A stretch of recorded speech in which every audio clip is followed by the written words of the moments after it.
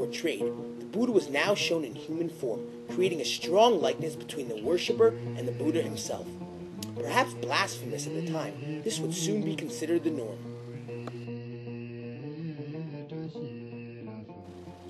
Another result of Hellenistic influence took shape in religious worship, which was in many ways a product of the shift in artistic tradition. As previously stated, Hellenistic influence led to the explicit representation of the Buddha.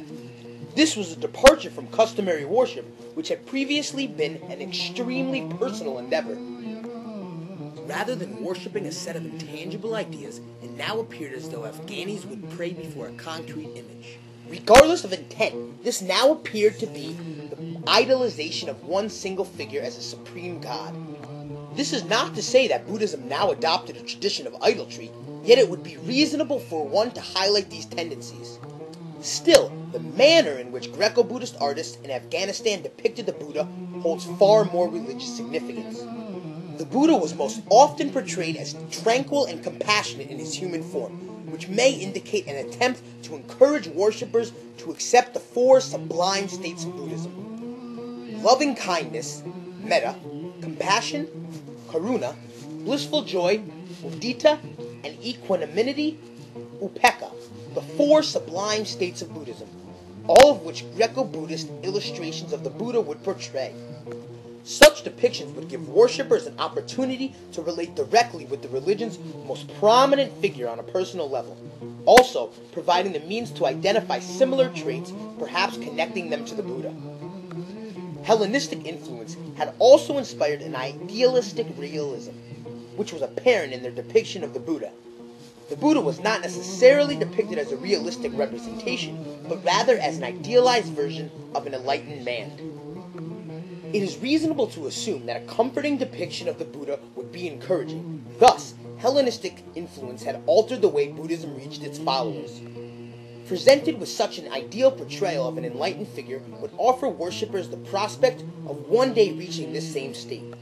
Basically, this would infer that Buddhism was now actively marketing to acquire new believers, rather than passively encouraging. Centuries after the annihilation of the Buddhist religion in Afghanistan, countless of artifacts remain. Nevertheless, many have been lost in time. After the invasions of countless conquerors and nomadic tribes, a great deal of these artifacts have been destroyed. It is not uncommon for a ruler to destroy all that remains of a territory's past, to ensure his own stability and power.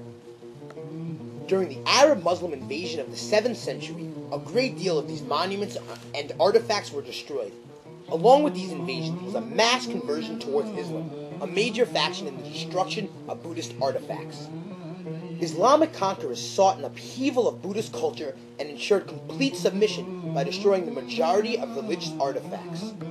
Islamic tradition forbids the worship of idols. Therefore, in order to reinforce the transition away from Buddhism, Islamic leaders were chosen to forcefully eradicate the opposing. In the 20th century, many artifacts remained only to be destroyed by the Taliban. The Taliban have had little or no regard for this historic significance of many Buddhist artifacts.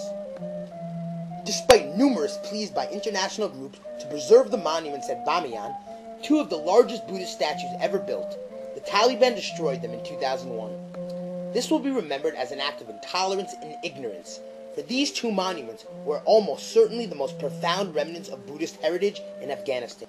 The Taliban, a radical fundamentalist party, have candidly carried out acts of iconoclasm, though they would justify such acts through Islamic tradition condemning the worship of any idols.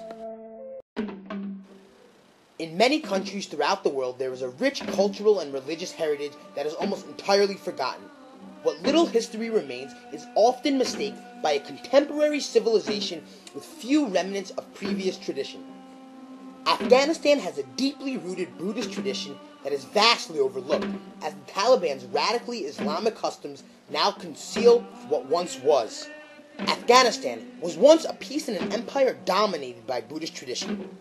The few remaining statues and monuments that have survived may be the only tangible evidence of this once prominent Buddhist civilization. Still, the region's contributions to the religion will be everlasting.